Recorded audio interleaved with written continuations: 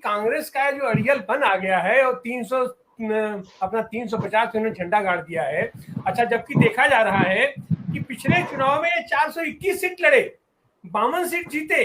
148 सीटों पर इनकी जमानत जब्त हुई। और ठीक उसी के साथ साथ एक प्रयोग हमने देखा बिहार में कि बिहार में ये लोग अपनी औकात हैसियत से ज्यादा सीटों पर दावा किए, हम बड़े भाई हैं, हम बड़े पार्टनर हैं, हम बड़ी पार्टी है। और स्थिति ये हुआ कि उन्होंने इतनी ज्यादा सीटें ले ली और उस पर लड़ भी नहीं पाए कायदे से,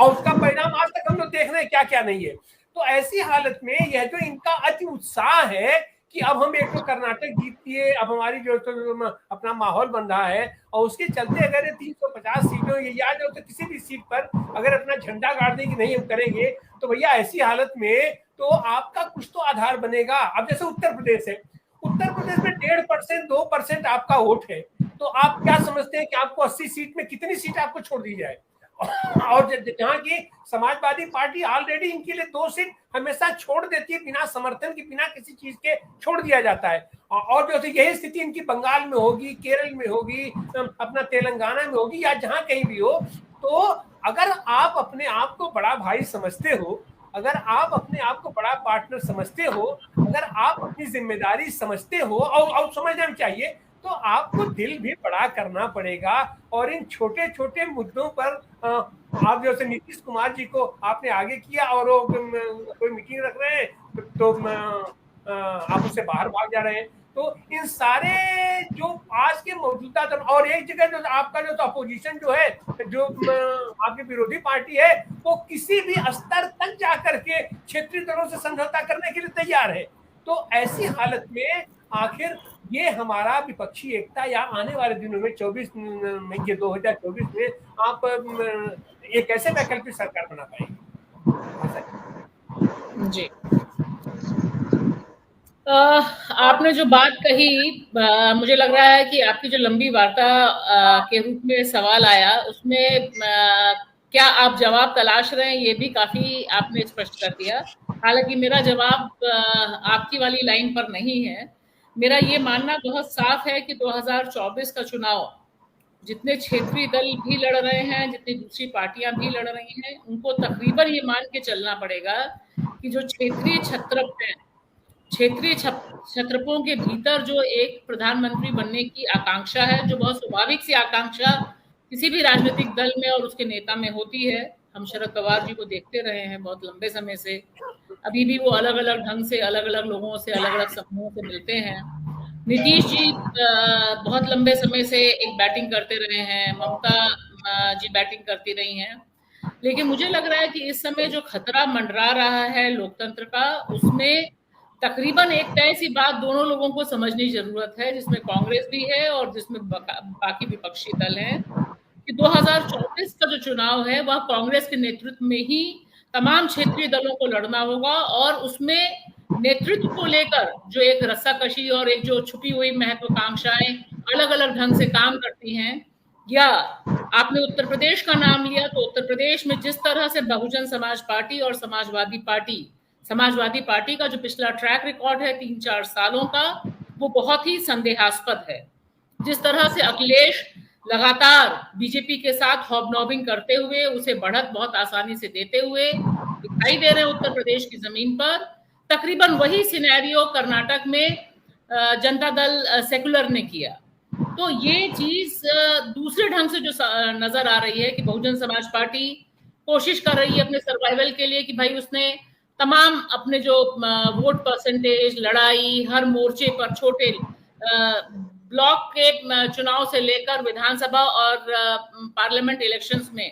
जिस तरह से उसने लड़ाई को अपने धारहीन किया, एक कुंद लड़ाई लड़ी। ये भी सारे सवाल बहुत अहम हैं, क्योंकि हम जानते हैं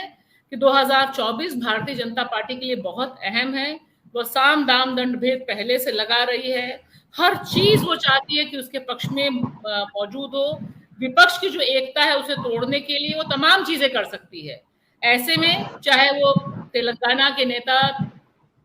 केसीआर हो या बाकी और जो नेता हैं, मुझे लगता है ये समझना बहुत जरूरी है। कांग्रेस को तो निश्चित तौर पे समझना जरूरी है, क्योंकि उसके लिए तो सर्वाइवल की फाइट है। इस बार नहीं आई तो हम सब जानते हैं कि क्या स्थिति उसकी होगी। लेकिन ये जो छत्रपों के भीतर की जो एक महत्वाकांक्षाएं हैं, बीच बीच में हॉबनॉबिंग है, नीतीश जी कभी चले जाते हैं मिलने नवीन पटनायक से, अगले दिन नवीन पटनायक तुरंत पहुंच जाते हैं उठकर मिलने के लिए प्रधानमंत्री नरेंद्र मोदी से, और वहां पर बोलते हैं मैं थर्ड फ्रंट की कोई बात नहीं करता। ये जो सारे समीकरण चल रहे हैं, क्योंकि ये जो हमें फोटो ऑप के तौर पे दिखाई दे रहे हैं, इसमें पर्दे के पीछे बहुत सी चीजें चल रही हैं, और इनको भी समझना, भापना, कौन कहां तक कितनी आगे लड़ाई किस मकसद से लड़ रहा है। लेकिन अगर उनका मकसद ये नहीं होगा कि लोकतंत्र को बचाना है, देश को बचाना है, और सारी अपने ये जो निजी स्वार्थ हैं, निजी महत्वाकांक्षाएं हैं, इनको तिलांजलि देकर एक बड़े पैमाने पर विपक्ष की एकता नहीं दिखाई देगी, तो मुझे लगता है ये सभी के लिए प्राणघातक होगा। कांग्रेस के लिए तो प्राणघातक होगा ही होगा, लेकिन किसी भी क्षेत्रीय छत्रप को भारतीय जनता पार्टी छोड़ती नहीं है। 2023 तक की बहुत मामला साफ है, जितने भी दलों के साथ, चाहे आप मणिपुर उठा लीजिए, पूरा नॉर्थ ईस्ट उठा लीजिए,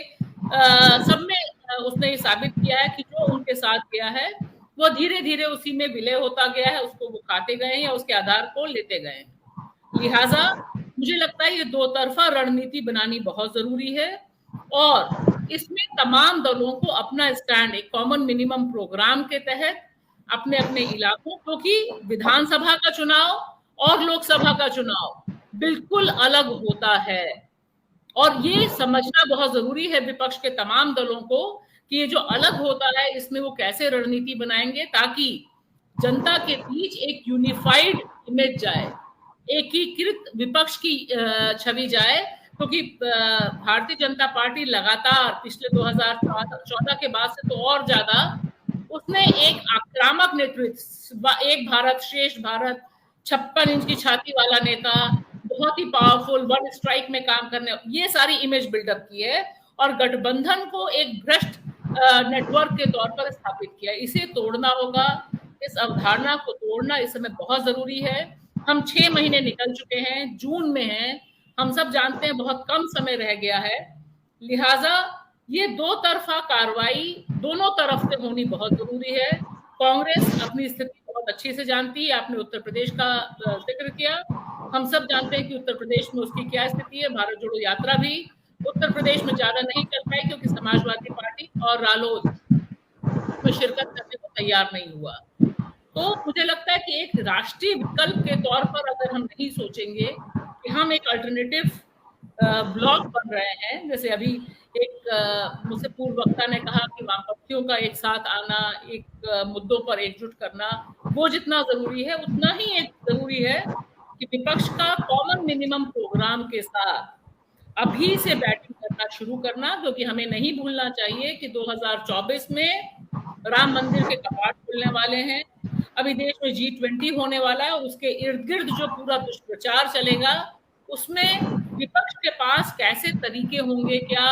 उपकरण होंगे कि वो जाए, और इसमें जितनी भी पार्टियां हैं इंक्लूडिंग कांग्रेस और बाकी तमाम दल, खासतौर से नीतीश जी की सरकार, नीतीश जी की पार्टी, केसीआर की पार्टी,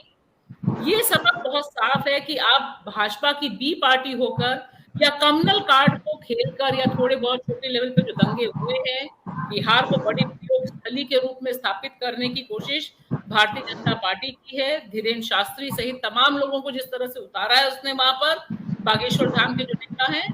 उसमें आपको फर्म स्टैंड लेना पड़ेगा, बहुत मजबूती से स्टैंड लेना पड़ेगा कि किसी भी तरह की सांप्रदायिक एलिमेंट को आप अपने इलाके में पल्लवित पुष्पित नहीं होने दें, तभी देश को बचाने की जो लड़ाई है उसमें विपक्षी एकता की बात का कोई और आप चलेंगे जयनारायण जी के पास, हमारे पास समय बहुत कम है।